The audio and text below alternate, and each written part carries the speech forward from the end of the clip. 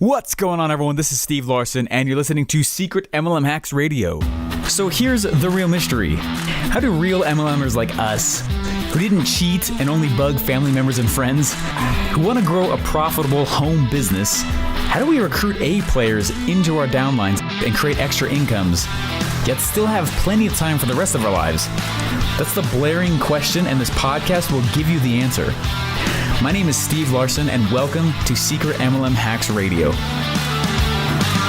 Hey guys, hope you're doing great. Hope the week's gone fantastic, and I hope that the rest of the day goes well for you as well. Hey, listen, I grew up in Littleton, Colorado. It's a city just outside Denver. Loved it. It's a lot of fun. It's a city right between Denver and like the mountains. It's kind of an outdoor playground. Loved it a lot. And growing up, though, I was always kind of the kid who was trying to sell whatever knick-knack to whatever person, you know what I mean? I was like in the movie Hercules, that guy that was running around asking people if they want to buy sundials, you know what I mean? Like, I was that guy. I've always been trying to sell stuff.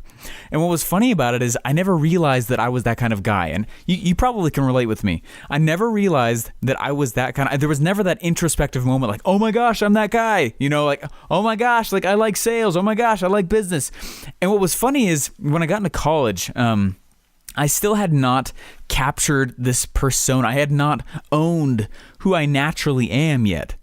You know, I had not owned that. And so it was weird. I was in business classes and I was going marketing classes, and we'd be learning all sorts of, you know, crazy formulas and all this stuff. And people would ask, and, you know, and professors and teachers and leaders and stuff, and they'd ask, you know, like, hey, Steven, you know, what is it you want to do? And, deep down inside, I always knew I wanted my own business. I always wanted to be able to run my own thing.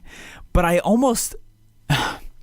got my perception of what it meant to be an entrepreneur from a lot of Hollywood stories, and from a lot of, from magazine articles, and from YouTube, and from, you know, this whole persona of what it meant to be an entrepreneur started sitting down on me. And it was weird. I had a hard time accepting the fact that I wanted to be an entrepreneur, because in my mind, thank you very much, Hollywood, I was falsely believing that to be an entrepreneur, it meant I had to be greedy. It meant I had to go out and I had to be, you know, this guy that was all constantly wearing a nice suit. There was always a briefcase in my hand. I was walking to a meeting always. You know what I mean? Like it's super. I didn't know what it meant. All I knew was I wanted to run businesses. And I had been doing it in college. I had started several. Several of them were actually quite successful, and it was actually a lot of fun, you know. But I had a hard time telling people, you know, because everyone, all the other students around me, all of their goals were always like, hey, I'm gonna go work for JP Morgan. Hey, I'm gonna go work for this. Hey, I'm gonna work for this. Like, you know, huge people. They're like, Steve, what are you gonna do? And I'm like, well, I am going to start a business. and I remember the funny looks that I always got. And I had a hard time because I was excited to tell people, oh my gosh, this is what I want to do. But the reactions that I would get were so I don't even know what to say. They were negative almost. Not negative, but it was always like, "Oh, you're that guy." You know what I mean? Like that was the like, "Oh, good job. Yeah, go try it. Oh, good job. Yeah. Oh, he's going to be an entrepreneur." You know what I mean? Like that was the mentality that I could tell a lot of people, the reaction that I would get a lot of times.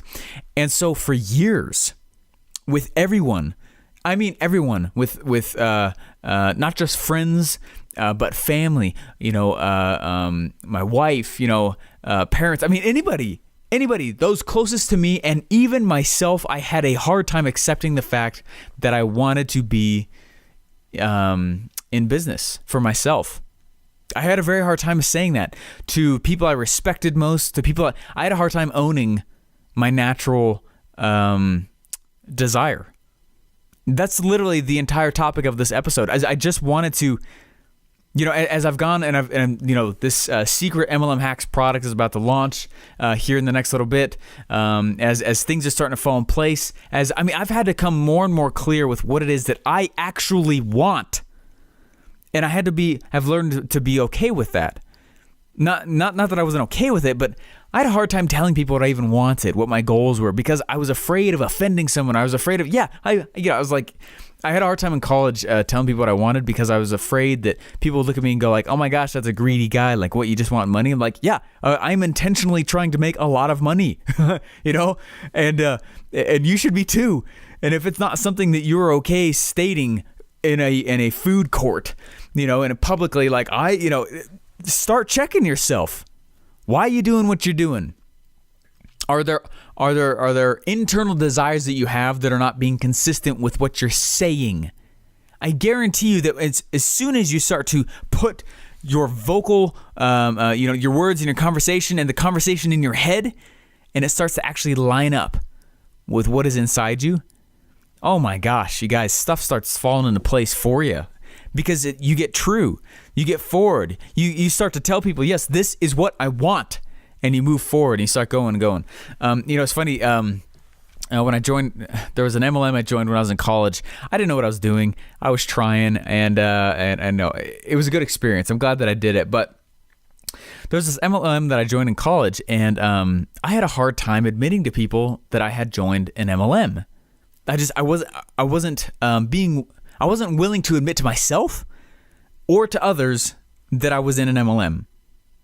Have you ever felt this? My guess is that you have. If you're on this podcast, you've probably had that feeling before, And there was even a different one that was local to where I was. I was not a part of it, but there was the actual headquarters for a different MLM was near where I was. And if I said the name, you all would know it, so I'm not going to say it. But they came out and they started trying to tell people that they were not an MLM. It confused the crap out of all their people. Like, wait a second, what? No, this is not a multi-level marketing company. This is a direct sales company. It's like, and they kept trying to change the name. And I started noticing that all these people started trying to do that too. That the term MLM was almost like a swear word. And I get it. I know that there are people who go make a bad name, but that's true for every industry.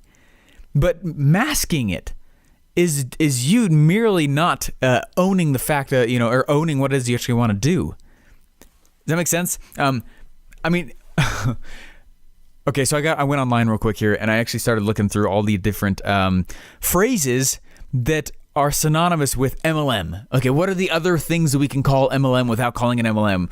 Well, we could call it network marketing. It's like, okay, well, that's a pretty standard one. Direct sales, right? Direct selling. Referral marketing. Ooh, that's not MLM. Business opportunity. It's like, what? Okay.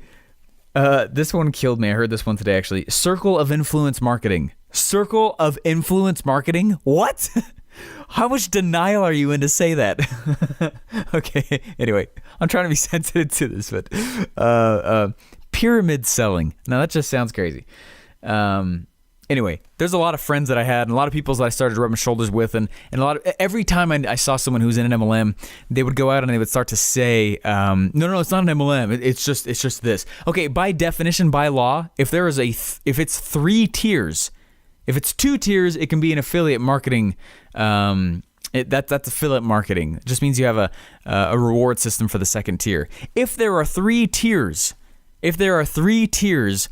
of compensation, it is by definition an MLM, right? Multi-level marketing.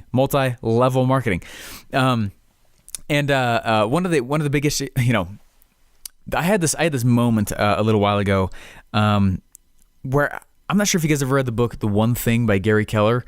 Gary Keller's like Keller Williams, real estate, massive, huge real estate company, obviously.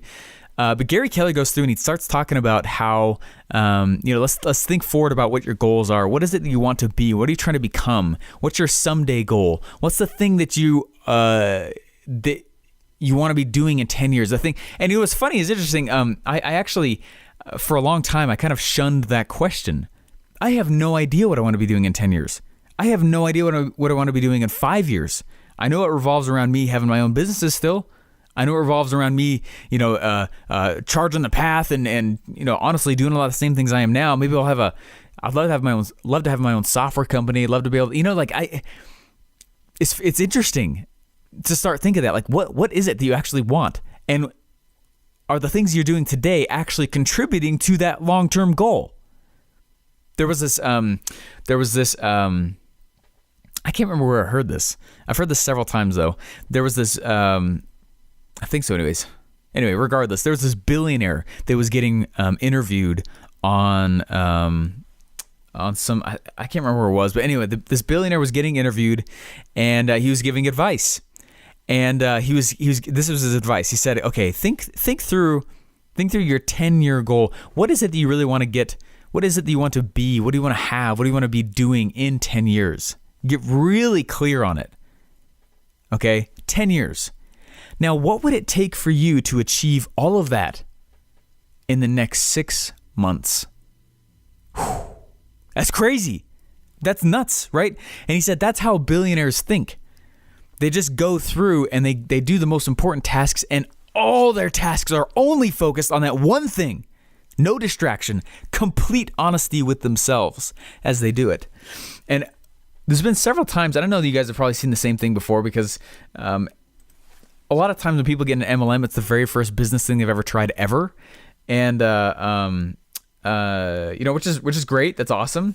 But part of that is someone needs to start, or the new person needs to begin owning what they really want.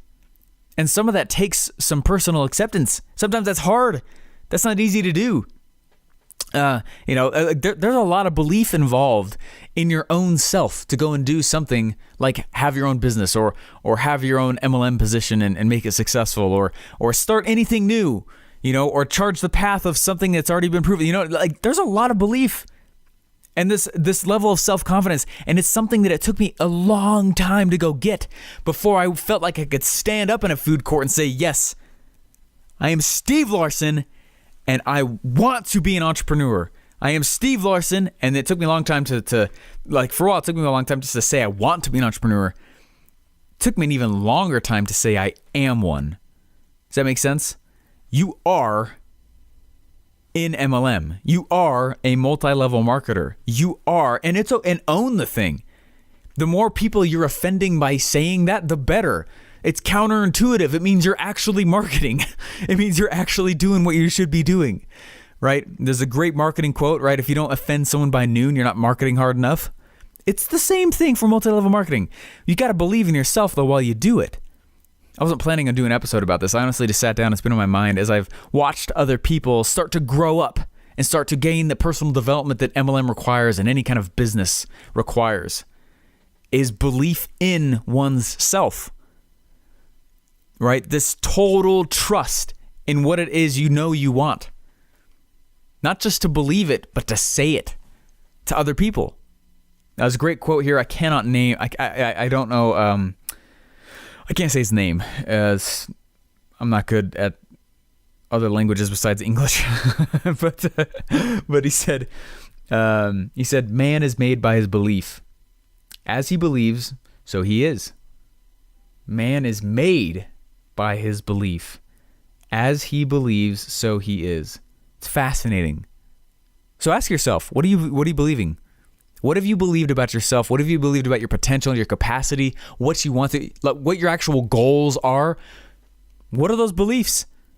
And start getting real with yourself on what those things are. Start figuring out what that goal is And what's nice about setting that goal out there is that it actually makes a lot of decisions for you. You no longer have to think, oh, should I go do this? Should I go do that? Nah, if it's not part of your original goal, if it's not part of the thing you're going for, then decisions made for you. Don't go for it. Does that make sense? And it's been one of the scariest questions I've started asking myself lately. What do I actually want? Right? That question has led me. I'm actually, I almost said something I'm not allowed to say yet.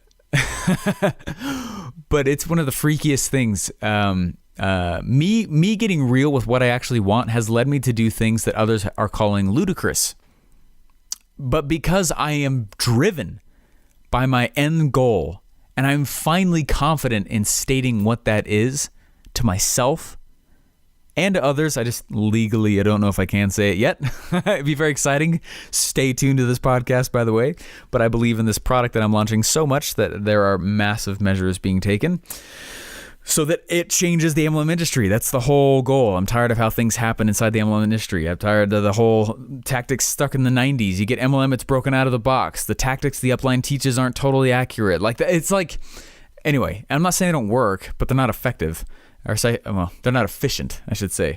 Anyway, side rant. But it's been fascinating. So my whole question, my whole hope, while you are actually pushing, wherever you are on the journey, if you're starting out brand new or you're far into it or whatever it is, start asking yourself, like, what do you actually want? And once I challenge you, once you know what that is, number 2, own it. Man, put it all over your wall. I mean, I've got quotes all over the place. I've got quotes on my desktop. I got quotes literally all over the place, just things just trying to keep me in state. And remember the goal. I've got this goal that's constantly going through my head. It's $2,713 a day. If I do that, that's $1 million in a year. $2,700 a day. I had a hard time admitting that I wanted to make that kind of money for a long time, because I had to break, ways that I was raised in. I had to break beliefs of, that I picked up in school that weren't correct. I had to break beliefs of people who were well-meaning, but, ill-informed as far as my potential and things I wanted to do. And you're the exact same way. And start thinking through the beliefs that you have about yourself and your potential and the things you can do, and get real with them. Call it MLM. Don't sugarcoat it. Whatever it is, your dream, the industry you choose, the thing you're going for, if you're not clear about what it is you actually want, don't expect anyone else to be clear in helping you. Does that make sense? I hope that makes sense what I'm trying to say. Does that make sense? If you're not excited, no one else is going to be excited for you. You're the only person who cares about your own success. Not that other people don't care about you, but you're the only one who's actually going to drive it. You know what I mean? No one's going to call you accidentally and be like, oh, we got 100 people who want to come join your downline. That happened to me about 2 or 3 days ago. Someone emailed me again wanting to bring, several thousand people of their downline into mine. And it's like, oh my gosh. And it's because of the stuff that I do, the stuff that it works. I never, ever, ever, ever tell you guys what MLM I'm a part of on this podcast for that reason. That's not the purpose of it. I am not here to recruit. I am here to share the tactics. I'm here to share the mindsets. I'm here to share all the different pieces and the methods and the marketing and the automation that I use to actually automate my downline, to make a sustainable, duplicatable downline. Actual passive income. Not I think my first check in MLM was like $13. And I was like, oh my gosh, my tactics have got to switch, because this is not, I'm not doing this. Anyway, I'm not bagging on anyone who's doing that. I'm just saying there's other ways, and there's much better ways, thanks to technology. So anyway, I hope that's making sense to what I'm saying. Be real with what industry you're in. Don't try and sugarcoat it. If you're an MLM, be freaking an MLM. If you know what your goal is, stand up and shout it from the rooftops. This is my goal. Get out of the way. It's what I'm doing, right? And I wish it had not taken me so long. As I was growing up and I started doing this stuff, I wish I had been more confident in what my goals were. I was so nervous about what other people were going to think about my goals. I was so nervous about my ambitions and what other people were going to say about them. And it's stupid. Don't do it. Get clear with it on yourself, and then get clear with those around you and your friends and your family and your loved ones, your spouse. I mean, anyone around you who asks. Be real clear and open and honest. Steven Larson, what is your goal? I'm going to make a lot of money so I can be heavily involved in philanthropy. That's my goal. And there's numbers attached to that, and there's timelines attached to that, and I'm trying to break them all, and I'm trying to go as hard as I can and push hard and everything, but that's the goal. Make a crap load of money and do a lot of humanitarian work. And I had a hard time for a long time accepting that that's what I was trying to do, which is stupid, right? A lot of people hear that and go, oh, that's a great goal. Well, I don't know why, but I was really embarrassed to say that. I don't know how, but I want to change the world, And anyway, just get clear with yourself and your goals, especially if you're brand new inside of business in general, or trying stuff new or whatever it is. You can't lean on the approval of other people for very long. That's going to let you down real quick. Anyway, I'm starting to rant now, And I usually do not get on a soapbox like this with these episodes. But anyway, regardless, hopefully it's been helpful. Hopefully you guys have enjoyed this. If you have, what would be really nice is I got on iTunes the other day, and I would love it if you wouldn't mind. Go over to iTunes and leave a review. I would love to know. I do read them. I got on iTunes the other day, and there was a whole bunch on there. And I was like, whoa, this podcast has only been going for like 2 months. This is super cool. So anyway, or since, what month is it? 3 months, I think. Anyway, regardless, I would love a review if you guys wouldn't mind. Open, honest feedback. I read it, good or bad. I would just love to hear what you have to say. So anyways, hope you guys are doing great, and I'll talk to you later. Bye. Hey, thanks for listening. Please remember to subscribe and leave feedback for me. Do you have a question you want answered live on the show?